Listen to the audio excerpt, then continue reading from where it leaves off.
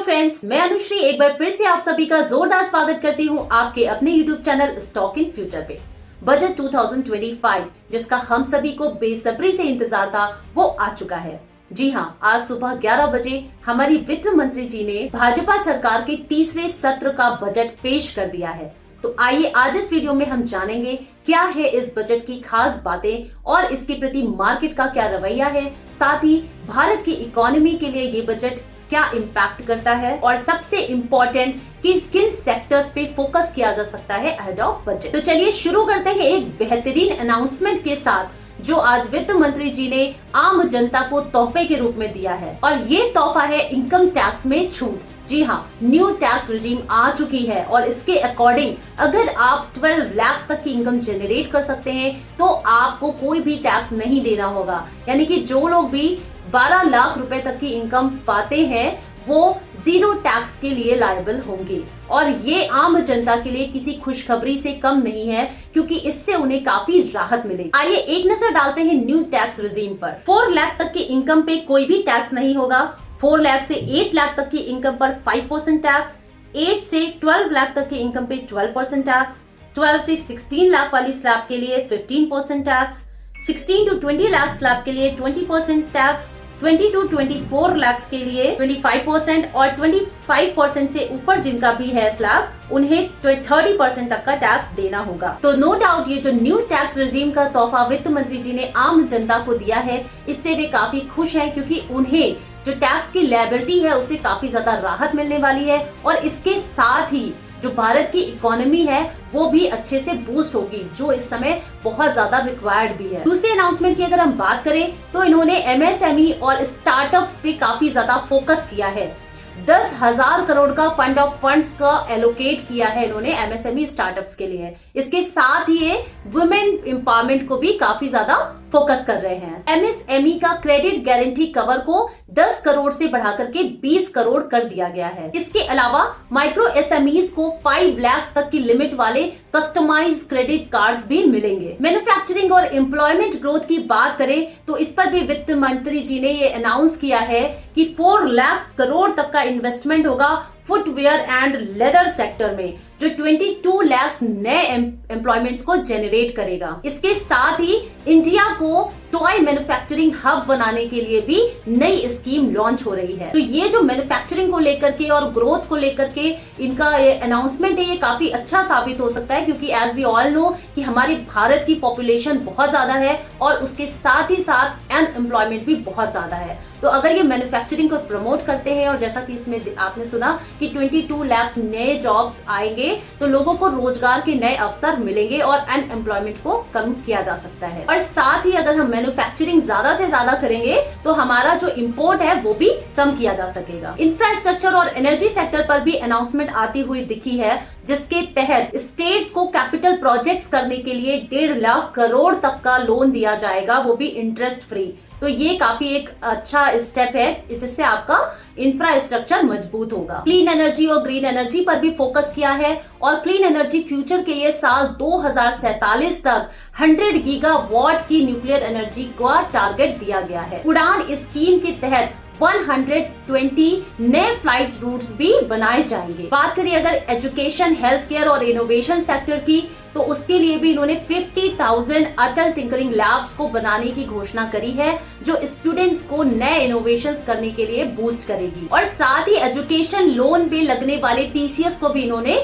0 कर दिया है। हेल्थ केयर सेक्टर में ये भी एक बहुत बड़ी अनाउंसमेंट आते हुए दिखी है कि लगभग हर डिस्ट्रिक्ट में नए डे केयर कैंसर सेंटर्स बनाए जाएंगे, जिनकी संख्या लगभग 200 मानी जा रही है कि साल 2025 और 26 में 200 नए डे केयर कैंसर सेंटर्स बनाने की घोषणा की गई है। इसके साथ ही सिटी डेवलपमेंट के लिए 1 लाख करोड़ का अर्बन चैलेंज फंड भी एलोकेट किया गया है। इनके अलावा कॉटन के प्रोडक्शन को बढ़ाने और एग्रीकल्चरल पर भी भर भर के अनाउंसमेंट हुई है। साथ ही एफडीआई की जो इंश्योरेंस लिमिट है उसको 74% से बढ़ा करके अब 100% कर दिया गया है। जिसे लगभग पिछले कई सालों में अगर हम देखें तो उसे धीरे धीरे वो बढ़ाते ही जा रहे हैं। फिस्कल डेफिसिट की अगर हम बात करें तो पिछले साल के मुकाबले जो कि 4.8% थी, उसके मुकाबले फाइनेंशियल ईयर 2026 के लिए फिस्कल डेफिसिट 4.4% का टारगेट दिया है, जो कि पॉजिटिव माना जाएगा। तो दोस्तों ये थी इस बजट से जुड़ी कुछ खास अनाउंसमेंट जो कि अब तक की आ चुकी है।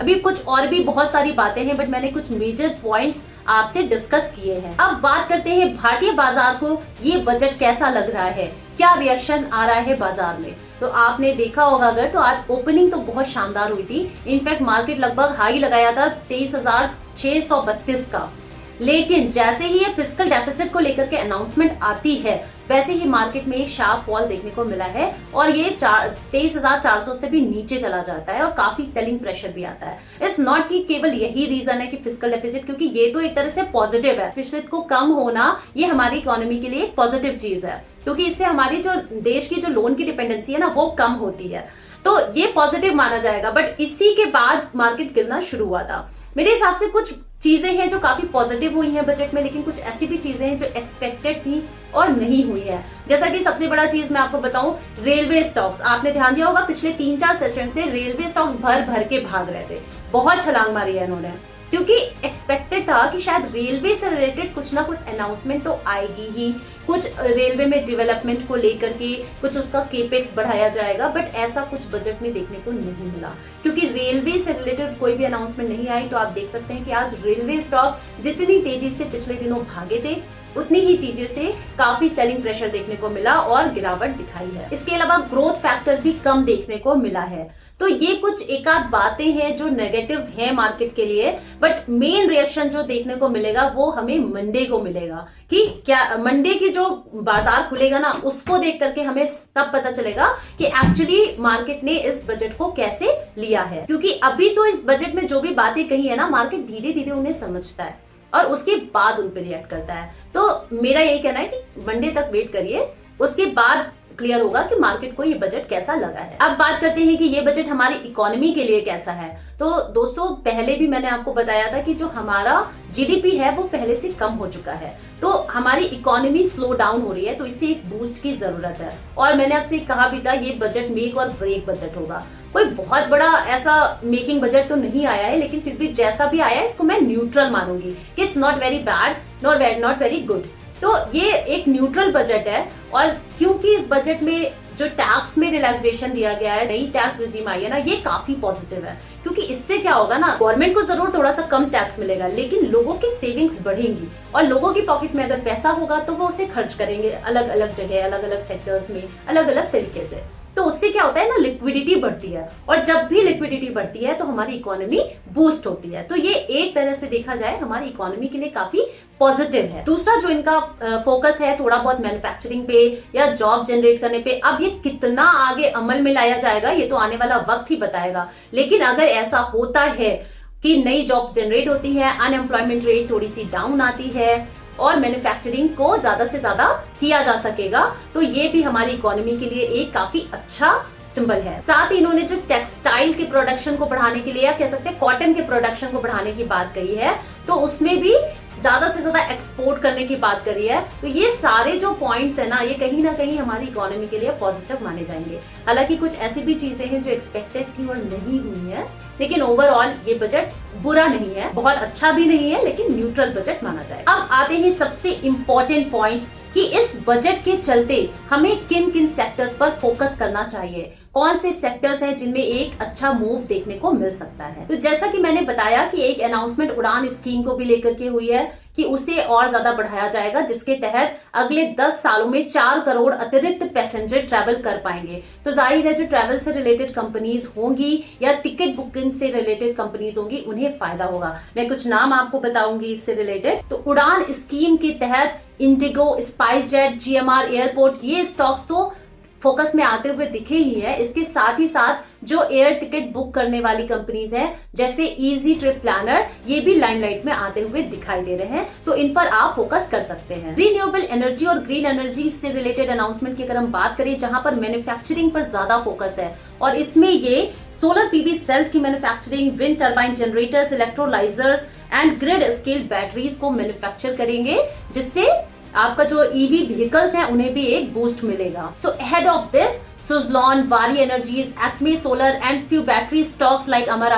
Batteries and Exide Industries, इन पर फोकस रहना चाहिए। इंफ्रास्ट्रक्चर सेक्टर से रिलेटेड कंपनीज की अगर हम बात करें तो वेल्सपन, वाटेक वाबाग, ईपीएस, वीपीआरबीएल, आयन एक्सचेंज जैसी और वो कंपनीज जो इंफ्रास्ट्रक्चर से रिलेटेड है उन पर हम फोकस कर सकते हैं, क्योंकि इस बजट में टूरिज्म पर भी एक अच्छा फोकस रहा है कि स्टेट्स के साथ में मिलकर के लगभग 50 टूरिज्म साइट्स को डेवलप किया जाएगा और वहां पे जो भी होटल्स हैं उन्हें इंफ्रास्ट्रक्चर प्रोवाइड किया जाएगा। तो इसके रिगार्डिंग हम होटल्स के जो स्टॉक्स हैं लाइक लेमन ट्री हो गया, इंडियन होटल्स हो गया, इनको भी अपने रेडार पर रख सकते हैं। पावर सेक्टर की अगर हम बात करें तो पावर फाइनेंसिंग कंपनीज जैसे आरईसी, इरिडा, एनटीपीसी जो न्यूक्लियर पावर में एक काफी बड़े पैमाने पर उतर रही है और हाल ही में इसने अपनी एक सब्सिडियरी भी लॉन्च करी है, तो इन कंपनीज पे हमारा फोकस रह सकता है। इसके साथ ही साथ टाटा पावर और एमटार टेक्नोलॉजी को भी इसका अच्छा फायदा मिलने की उम्मीद है। तो दोस्तों ये थी मेरी तरफ से एक छोटी सी वीडियो जिसमें मैंने आपसे बजट से जुड़ी कुछ खास अनाउंसमेंट्स को डिस्कस किया